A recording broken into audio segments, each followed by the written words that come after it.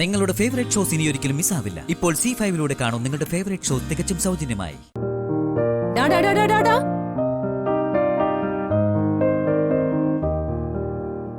എവിടെയാണ് നിന്റെ exam time table? കാണട്ടെ.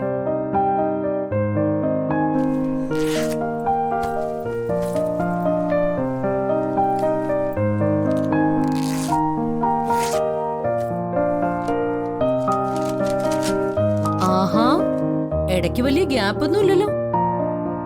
സോഷ്യൽ സയൻസും മാത്സും അടുത്തടുത്താ. ഇത്തവണ മോൻ കുറച്ച് ബുദ്ധിമുട്ടും. ഞാൻ ആര്യോട് പറയാം 2 ആഴ്ച കോളേജിൽ പോക്കൊക്കെ നിർത്തി നിന്നെ പഠിപ്പിക്കാൻ.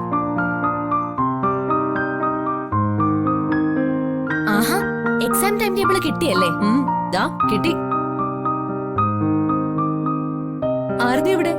കുഞ്ഞേച്ചി രാവിലെ ഇന്റർവ്യൂവിന് പോയതാണല്ലോ, ഇതുവരെ വന്നില്ലേ? വന്നെങ്കി വീടിങ്ങനെ പൂട്ടിക്കിടക്കില്ലല്ലോ. അവൾ ഒറ്റയ്ക്കാണോ പോയത്? നീ എന്താ ഒന്ന് കൂടെ പോവാത്തത്? ഒറ്റയ്ക്കല്ല പോയത്, സോഫി ചേച്ചി ഉണ്ടായിരുന്നു. അവര് വണ്ടിയിലാ പോയത്, അതാ പിന്നെ ഞാൻ പോവാഞ്ഞേ. ഛേ, ഇതിപ്പോ നേരെ ഒരുപാടായല്ലോ. ഇത്രയും നേരം ഇന്റർവ്യൂ ഒക്കെ കാണുവോ?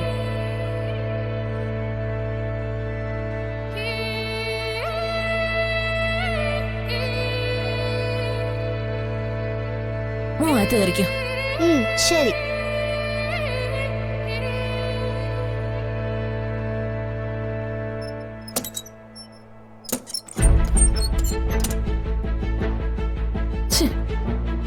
ഫോണും കിട്ടുന്നില്ലല്ലോ. നീയും കൂടെ പോകേണ്ടതായിരുന്നു. അല്ല, ഈ സോഫി നിനക്ക് നേരത്തെ അറിയാവോ? ഇല്ല, ആ സൂപ്പർ മാർക്കറ്റിലെ സ്റ്റാഫ് ആയിരുന്നു സോഫി ചേച്ചി. അവര് നല്ലയാളാ. സോഫി ആരതി ഒരുമിച്ചല്ലേ പോയത്? ആ. സോഫിയുടെ നമ്പർ ഉണ്ടോ നിന്റെ കയ്യില്? ഇല്ലേ ചേച്ചി, കുഞ്ഞേച്ചി സോഫി ചേച്ചി ആട്ടാ കൂട്ട്. ഞാൻ അവരുടെ നമ്പർ വാങ്ങിയില്ല.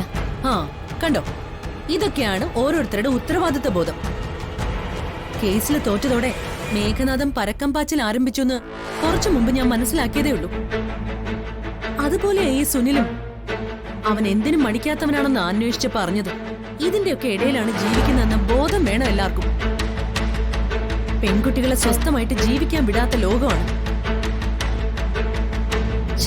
ഇനിയിപ്പോ എന്ത് ചെയ്യാൻ പറ്റും? അല്ല, എവിടെ വെച്ച ഇന്റർവ്യൂ എന്ന് പറഞ്ഞത്? CV ഹോട്ടലില്. ഏതോ കമ്പനിയുടെ ആൾക്കാര് അവിടെ വന്ന് ഇന്റർവ്യൂ നടത്തുമെന്നാ സോഫി ചേച്ചി പറഞ്ഞത്. CV? അതൊരു ബാർ ഹോട്ടലല്ലേ?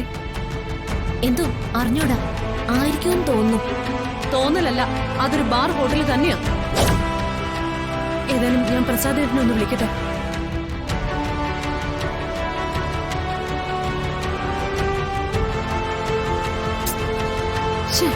ഔട്ട് ഓഫ് കവറേജ് ഏരിയ ആണല്ലോ.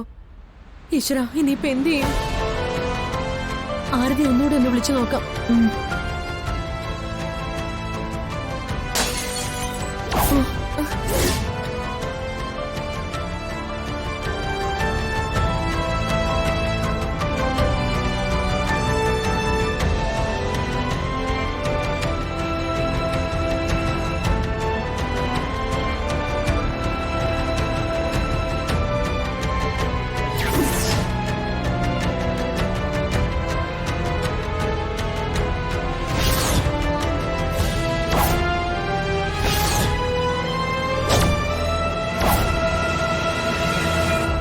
ഡൗൺലോഡ് ചെയ്യൂ C5 ആപ്പ്. കാണൂ എല്ലാ എപ്പിസോഡുകളും സൗജന്യമായി.